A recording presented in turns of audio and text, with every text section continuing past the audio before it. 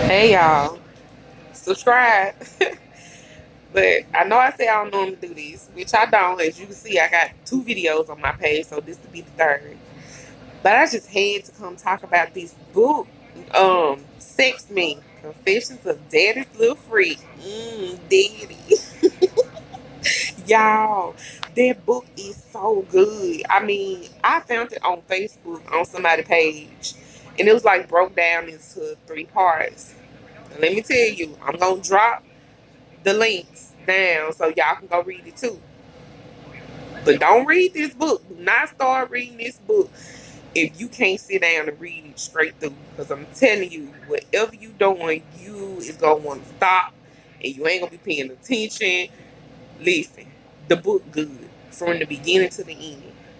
So I'm gonna do like a little review without trying to, spoil it for everybody. So like I said, it's broke down in three parts on Facebook. So that's how I'm gonna do the review in three parts. So, like in the first part, she was just talking about, as a kid, how much she loved R. Kelly and I always wanted to go to his concerts and see him or whatever, which I'm pretty sure we all did. So, she had this whole cousin who was in the industry that was able to get her some tickets.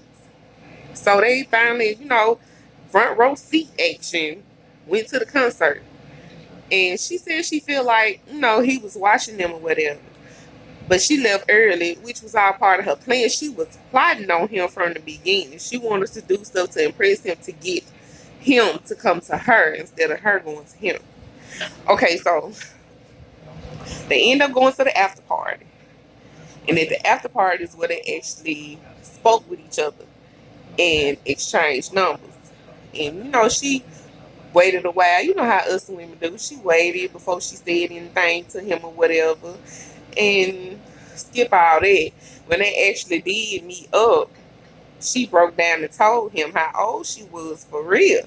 Because at first she was saying she was 19, but she admitted to being 16.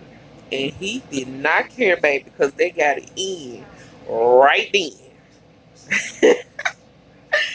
But anyway, and it still in that first part, they talked about sex a lot. They had sex a lot. They did drugs a lot. He was introducing her to weed, and then what she say, MDMA, and it went from there to X, the cocaine, all that different stuff. But he also was introducing her to like a new sex life because she was a virgin. So he bringing other women in and men in too. It's good, y'all. So like, as I was saying in the second part, he kept her doped up basically, I guess, so she could be more submissive to the stuff that he wanted to do. You know, I guess she was supposed to be special or whatever because she didn't join the cult, as they say. She got more alone time with him than anybody else. Okay, so he had this guy that was watching her, taking her where she needed to go, making sure she was protected and straight. And she mentioned one night, that some stuff went on between them. I don't want to get into it. I want y'all to read that. But some stuff went on between them or whatever.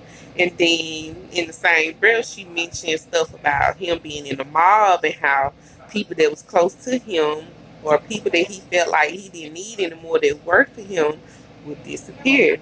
And when nobody asked no questions.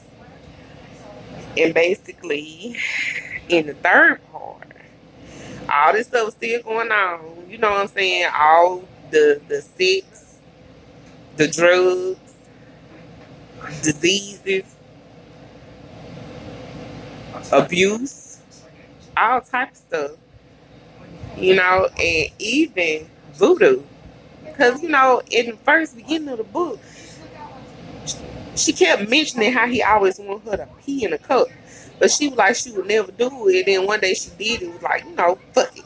He getting what he want. Piss in the cup. Like he must want to drink it or some shit.